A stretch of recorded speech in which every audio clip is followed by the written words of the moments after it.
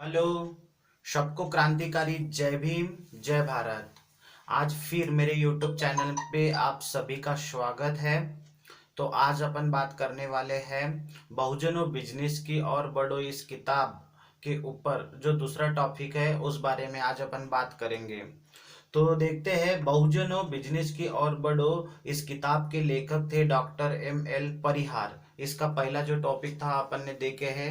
आज उसके दूसरे टॉपिक पे बात करने वाले हैं।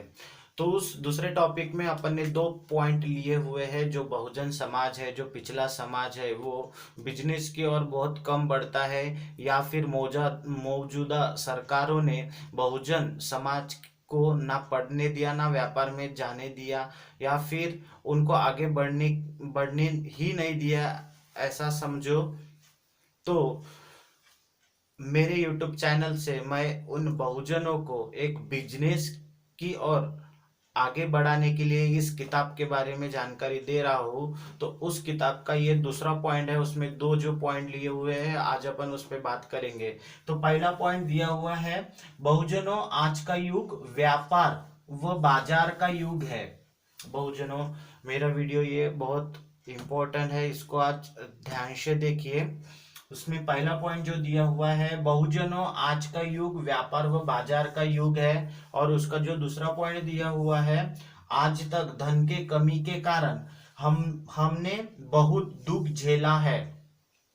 ये जो तर्क वाले जो लोग हैं, ये दोनों पॉइंट को समझ लेंगे। पर जो थोड़े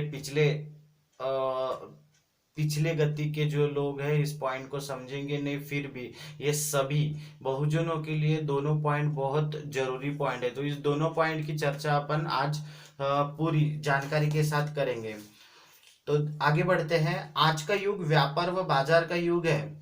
शिक्षा का बाजार, स्वास्थ्य का बाजार व मनोरंजन के बाजार ने दुनिया को मायावी बना दिया है।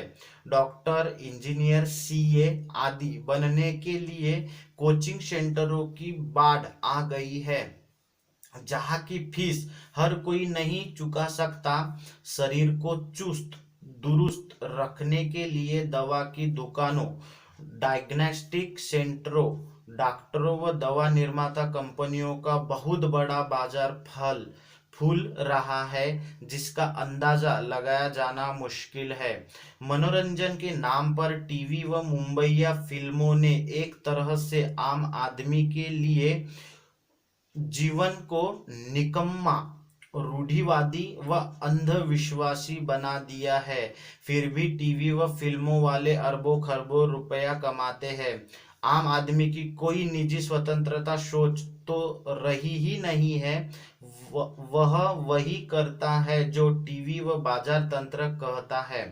शेयर बाजार के बारे में आम व्यक्ति भले ही बहुत कम या नहीं के बराबर जाने, लेकिन बिना कोई मेहनत मजदूरी किए ये निठल्ले लोग फोन पर बात कर व कंप्यूटर पर बटन दबाकर देश की अर्थव्यवस्था को उलट पुलट कर सकते हैं। इस तरह के बाजार से अलग धर्म के गेरुआ गेरुआ बाजार की माया ही अलग है।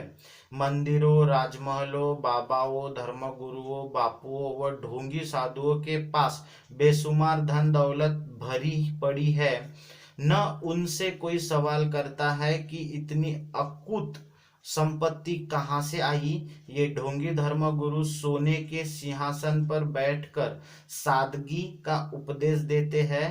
धर्म का यह बाजार दिनों दिन फलता फूलता जा रहा है। जिन मंदिरों से दलितों को दूर रखा गया, उन मंदिरों में अब खरबों के खजाने सामने आ रहे हैं। कुल मिलाकर आज का युग, लेकिन ज्यादातर लोग शोषण, झूठ, बेईमानी, मिलावट, कालाबाजारी, जमाखोरी आदि गलत तरीकों से बाजार में हावी है। इसका जो दूसरा पॉइंट दिया हुआ है, आज तक धन की कमी के कारण हमने बहुत दुख झेले हैं। ढोंगी साधु माया से दूर रहने का उपदेश देते हैं, लेकिन खुद धन वैभव से हर वक्त घिरे रहते हैं।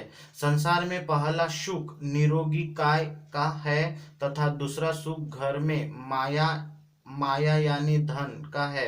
इसलिए घर परिवार में आवश्यक धन होना जरूरी है। हमें आर्थिक रूप से सुदृढ़ होना बहुत जरूरी है। धन की कमी के कारण दलितों ने आज तक दुख झेले हैं। वंचित समाज के कई सामाजिक कार्यकर्ता जन आंदोलन व पत्र पत्रिकाएं धन की कमी के कारण बीच रास्ते में दम तोड़ रही है।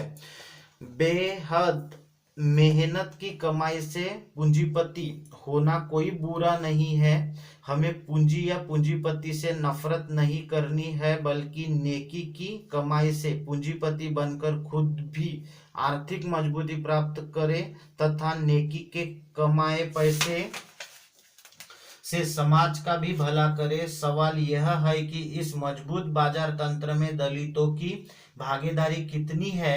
आज हर तरफ दुकान व बाजार की चकाचौंध नजर आती है। इस समय बाजारों में इतनी भीड़ होती है मानो चीजें मुफ्त में बट रही है। गली की नुक्कड़ पर शाम को 2 घंटे पानी की पतासी की थड़ी लगाने वाले से लेकर ज्वेलरी शॉप का मालिक जेब भर कर घर जाता है। सारा बाजार प्रसन्न नजर आता है। कबाड़ी की दुकान वाला भी कमाता है और सब्जी की धड़ी वाला भी कमाता है। आज रिलायंस, बिग बाजार आदि के डिपार्टमेंट स्टोर सब्जी से लेकर ज्वेलरी तक बेचने लग गए हैं। सवाल यह है कि इस संपूर्ण बाजार तंत्र में दलित, पिछड़ा, आदिवासी का क्या योगदान या भागीदारी है। हमारे पसीने का पैसा उच्च वर्ग की जेब में जाता है।